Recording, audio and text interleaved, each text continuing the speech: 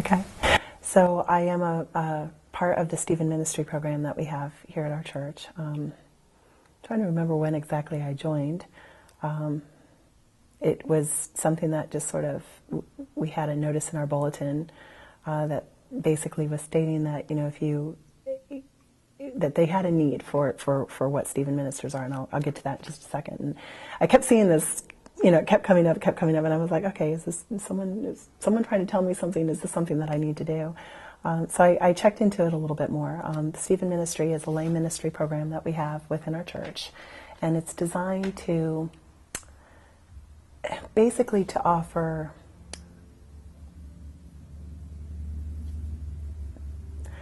not necessarily counseling, but basically to be able to offer friendship and a companion to basically walk through tough times with other parishioners within our church, or as it turns out, Salem is part of a consortium. So we have a lot of other churches that are part of this whole Stephen Ministry program. Includes Methodist and a couple other Lutheran churches, and I think an Episcopalian church, and then Salem is a part of that. So we can either get people from the consortium that would come in, or we can use members within our own congregation. But basically what it's targeting is people that are going through tough times, people who, whether it's, they're experiencing a death, they're going through a divorce, if someone is, they have an ailing family member, or, a terminally ill, or someone who's sick, or a child that, is having issues. And, we get so overwhelmed in our regular lives. And when we're caught up in the middle of whatever is going on, we're so caught up that we kind of sometimes spin because we don't have the ability to see outside of what's going on at the moment. And so it's at times, we are so busy being the caretaker or worrying about all these other things that are going on, or whatever we're experiencing, the grief that we're having to go through with that it's hard to kind of take a step back and look at it from a different perspective.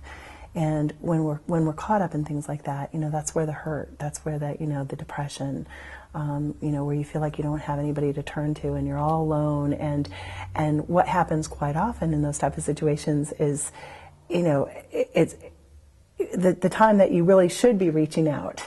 We live in a society that has this lie that everyone's supposed to keep it together and you're supposed to have it all figured out, and you're supposed to get through these tough times, or you're only supposed to grieve for this many months, and there's no set pattern to any of this. There's people experience what they experience. They experience their pain. They experience what they're going through, and whatever time that takes, maybe it's 2 weeks, maybe it's 2 months, maybe it's 2 years, but it's the time that you need to take to process through that. And what happens is, because we live in this world that tells us we have to keep it all together, we regress from people. We walk away from people that, people we should be reaching out to and saying, hey, I need help, or I'm really struggling with this. We think, oh, well, I don't want to burden that person with my problems, or, people are going to get tired of hearing me talk about this, and so we isolate, we remove, and we withdraw ourselves from the very thing that would help connect us and help us get it through, because when we're alone and spinning, we're not able to, see it from a different side of things. So the Stephen Minister program was designed basically as a series of lay ministers. We go through a very comprehensive training program for 6 months, where we learn how to work with people that are going through various, varying conflicts. And we work with people with a methodology known as reflective listening, where, we're not basically telling somebody what to do with their lives, because, that's not our role. We talk about things in terms of, it's God's purpose to do whatever He's going to do in someone's life. We are just the conduit to assist in that process. If we go into it with our own agenda, that's known as results. There's two aspects of Stephen Ministry. There's results and process. If you go into it with results, well, I'm going to help this person solve their problems and I'm going to fix them. Well, that's not what we do. It's not our role to fix anybody. People have to process through these things. They have to, if they're truly going to come to any kind of realization within themselves about what has to happen in their lives. That has to come from within them. So instead of results, it's process. It's working through that with that person. It's holding their hand, letting them know that you've got somebody there who cares about you, who loves you, who, you know, is going to help you maybe see it from a different angle. So when we say reflective listening, it's along the lines of a technique that somebody will say what they're feeling. And they'll say, okay, well, you know, I heard you say this. Had you looked at it from this aspect? Or, you know, trying to kind of guide somebody into looking at things from a different angle, and to try to do it in a Christian way and in a way that's non-judgmental. You know, we live in a world that condemns us at every turn. You know, and for those of us, and I think that's probably the reason why I was called to Stephen ministry, frankly, was, you know, I've had a rough life. My husband has too. You know, I'm halfway through my life, and I'm grateful for the lessons, but they weren't always easy. And, you know, I always looked at it in the sense of, you know, I made it through these things with an idea that I learned something along the way. So I can never pay back all the people that ever helped me in my life, but I can pay it forward, which is why I kind of gravitated more towards Stephen ministry in the first place. I thought, well, maybe that's what it is. Maybe I went through this stuff so that I can be there to help someone else. And that's where I think a lot of the people that are part of the Stephen minister program in our church, there's a terminology called the wounded healer, where people who've been through it, I know what it feels like to be divorced and have gone through that. I know what it feels like, to, struggle with, parents who, are failing. Things that just happen in your life that, come and level you.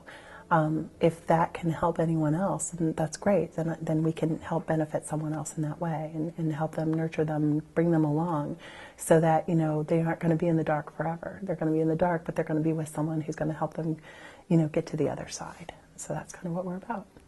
Salem Players, there is a plethora of things to do at this church. It's sort of amazing. Again, like I said, you get started here, and before you know it, you're involved in so many things.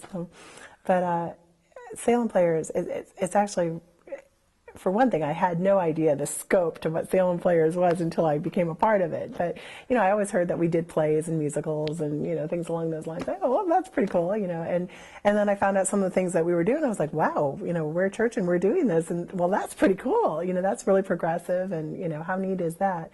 And then last fall, I was asked to be a part of a play called Pure as the Driven Snow. I have never been on stage, never acted, never done anything like this, never even seen a green room, had no idea, no clue what I was in for. And I actually was asked by a gentleman who was the director of this play. And initially I told him, I said, just give me like a little bit part. And he was like, I could just, I could, do something in the background, or no, better yet, I'll just help with the scene design. I was like, I'm thinking things off stage, and he was like, no, I have the perfect thing for you, and he put me in this role, and it was so fascinating to be a part of this, the group. First of all, we have so many talented people. The other actors, I mean, they've been, for one thing, Salem Players has been around for like 40 years, which is just amazing to me that you have a church troupe, that acting group of people that have put on all these plays. They've done Jesus Christ Superstar, they've done The Wiz, they've done, we're doing Annie Get Your Gun this year, so it's just the gamut is huge. They did Noises Off a couple of years ago, which is an incredible comedy. But the acting is so great. They're really great actors, and since music is such a huge part of our church, it only makes sense that we have a whole bunch of people that are excellent singers and do the musicals as well. So I got involved in Salem Players, and I did this little bit part, and I guess I did okay. They've asked me to come back and do some other things in the future, but it was such a just neat experience just to be a part of that, and then get to see what all was involved. I mean, we have an actual official stage, and we had set design, and we had a green room with props, and there was lighting and technical things, and it was like, wow, this is a real live production type of thing, which I don't know what my perception initially was. I guess I was just thinking, little stage, little actors. I had no idea it was the production value that we had. So that was that was entertaining and enlightening and fun. We had a blast. It was a lot of fun, and looking forward to future shows.